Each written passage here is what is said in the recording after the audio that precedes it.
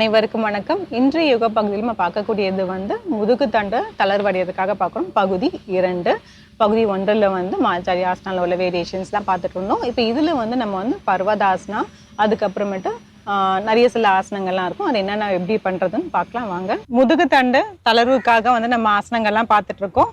இது 2ஆம் பகுதி. அடுத்தது பார்த்துட்டு இருக்கலாம். வஜ்ராசனால உட்காந்துக்கலாம். இப்போ கைகள், அதாவது நான் அந்த முதுகு இது சொன்னேன் இல்லையா, ஸ்கால்ப்லான்னு சொன்னேன் இல்லையா, அதுக்காக நம்ம பண்ண போகிறோம். இல்லை கைகள் 2 இப்படி வச்சுக்கோங்க. ஒரு கை கீழே பார்த்த மாதிரி இருக்கணும். மார்பகுதி நல்லா விரிச்சுக்கோங்க. ஒரு கை நல்லா கீழே பார்த்த மாதிரி இருக்கணும். ஒரு கை இப்படி மேலே மேலே வச்ச மாதிரி இருக்கணும். நம்ம மறுபடியும் பண்ணும் போது இந்த கை மேலே, இந்த கை நம்ம இப்படி கீழே இறக்க போகிறோம். அதே மாதிரி இந்த பக்கம்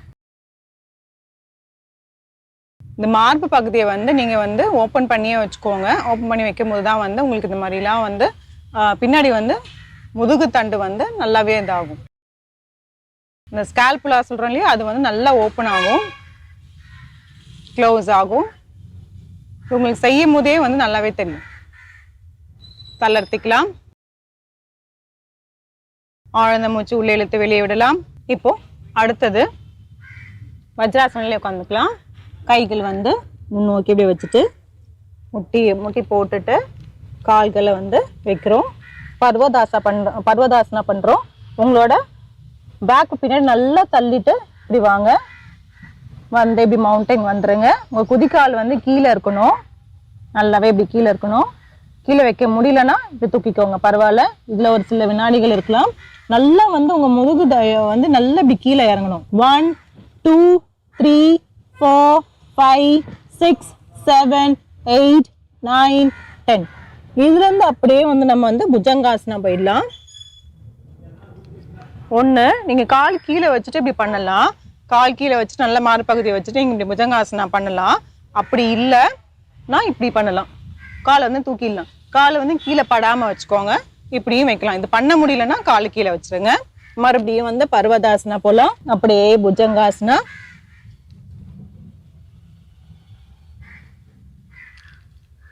மறுபடியும் பர்வதாசனா, அப்படியே புஜங்காசனா. இதுல நம்ம அப்படியே மூச்சு பயிற்சியோட கூட செய்யலாம். நல்லா உள்ள இழுத்துக்கோங்க. மூச்சு நல்லா உள்ள இழுத்துக்கோங்க. பர்வதாசனா வரும்போது மூச்சு வெளில விட்டுருங்க. தளர்த்திக்கலாம். ஆழ்ந்த மூச்சு உள்ள இழுத்து வெளியே விடலாம். இப்ப அடுத்தது பார்க்கலாம். சலபாசனா. அப்படியே கவிழ்ந்து படுத்துக்கலாம்.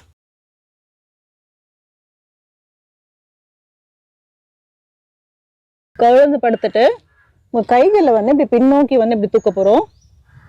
நல்லா இப்படி தூக்க போறோம். மறுபடியும் கைகள் முன்னாடி கொண்டு வந்துருங்க. அதுக்கப்புறம் கைகள் பின்னோக்கி நல்லா இப்படி தூக்க போறோம். கைகள் 2 சேர்க்கணும்னு அவசியம் இல்லை. நல்லா ஓரளவுக்கு தூக்குனா போதும். உங்கள் மார்பு பகுதி ஃபுல்லாக தூக்கணும்லாம் அவசியம் இல்லை. கைகள் நல்லா இப்படி தூக்க போகிறோம். மறுபடியும் முன்னாடி கைகள் அப்படியே பின்னோக்கி தூக்கும். தளர்த்திக்கலாம். அப்படியே பாலாசனா வந்துடலாம்.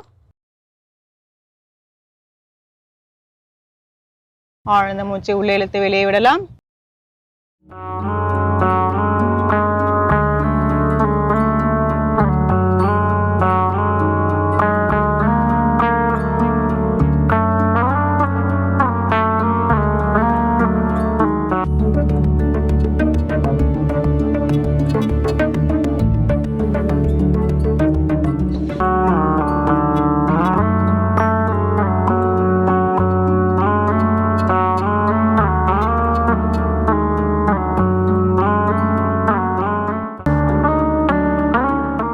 பகுதியில் நம்ம பர்வதாசனா பார்த்தோம். பர்வதாசனா நல்லா பார்க்கறதுக்கு ரொம்ப சிம்பிளாக இருக்க மாதிரி இருக்கும். ஆனால் அதில் அவ்வளோ பலன்களும் இருக்குது.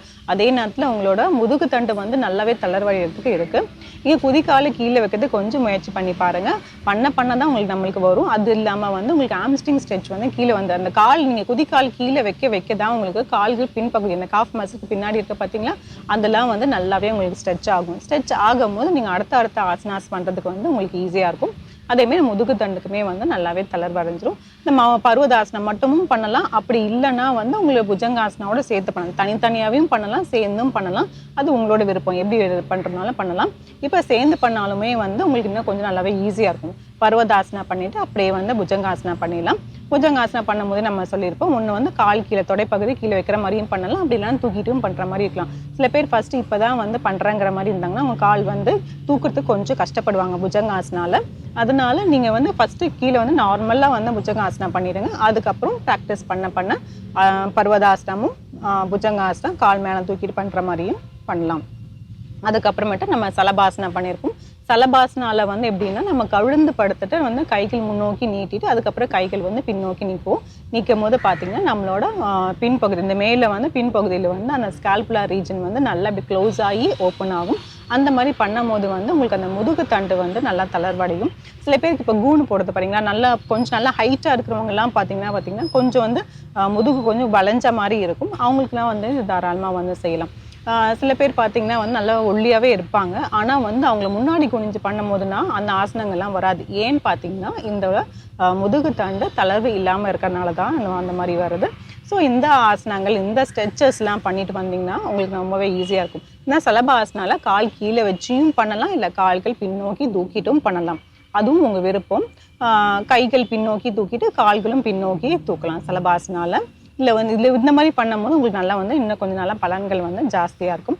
இந்த ஸ்ட்ரெச்சஸ்லாம் வந்து செஞ்சு பாருங்கள், முயற்சி பண்ணுங்கள். மீண்டும் அடுத்த பகுதியில் சந்திக்கலாம். நன்றி, வணக்கம்.